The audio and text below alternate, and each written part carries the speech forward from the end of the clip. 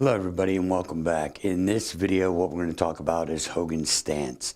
Most people think that Hogan closed his stance to be able to hit a draw, and most people think he opened his stance to be able to hit a fade. Where those might be some, mechanical teachings that are going to help us to be able to turn and get better things.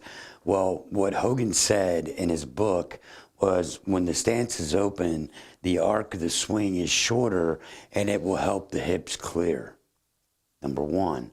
Number two, for the draw, it's really to, set things on this path. However, Hogan did not set up to any golf shot parallel to the flight line of the golf ball. He just didn't. Okay, but where most people think it was for a draw and a fade, this setup, it's actually, in my opinion, something entirely different. He would get his body in a position that would allow him to have massive stability. In Tai Chi, I forget what it's called, but it's basically putting yourself in a position of resistance. And what was he putting himself in a position of resistance for? The orbital path of the club head. The amount of speed that he was generating with his club head created a tremendous amount of force on the body coming back to the body. So when he had his stance closed, this is allowing him to support the orbital nature of the club head, which some people are going to call orbital rotation. So the rotation of the club head coming around the body when he had the closed stance and the open stance is to support it. Now let me show you how this works. If we have a closed stance, and you guys have heard me talk about we're going to point the arrow wherever we want, or point the rifle wherever we want to go.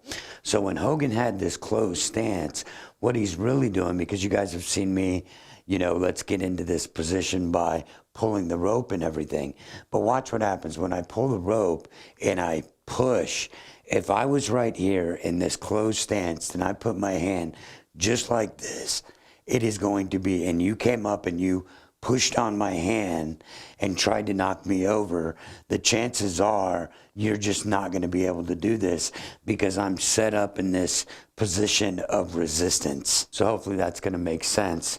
So when he's set up with a closed stance and we've pulled the rope to get our rifle to point where we want to go, and I feel that push right there, because my elbow is in this supportive place, somebody comes and tries to push on me, I will be able to resist and push back. Pretty simple. Now, if we look at the open stance, it's basically the same thing. If somebody tried to come and push me, they wouldn't be able to push me back. But again, my rudder is pointing exactly where I want it to go. Period. End of the story.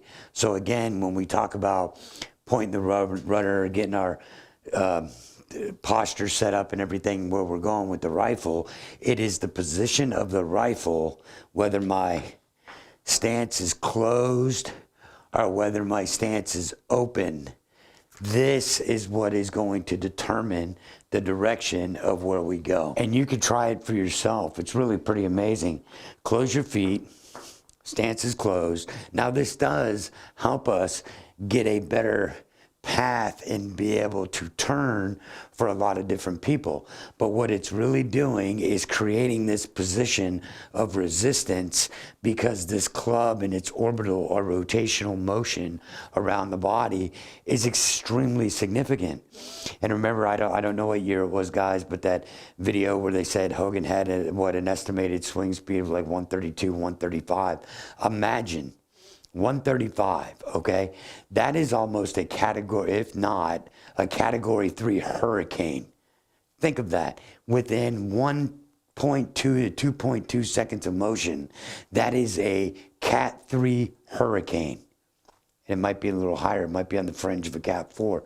So if that's the speed being generated orbitally around the body, his body has to be in this position of resistance to be able, even though he's moving, it's not resistance that would be stagnant or ill-placed would be a good word, but it is in a position to be able to, fight off that nature of this orbital club going around the body. And that's really the real reason that Hogan stood with a closed stance and an open stance. And try it for yourself, because like I said, wherever you point this rudder, closed stance or open stance, wherever you point the rudder or the rifle, however you want to look at it, that is exactly where the ball is going to go.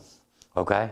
We'll see you in the next video, guys. Try it out for yourself, because it's truly going to amaze you.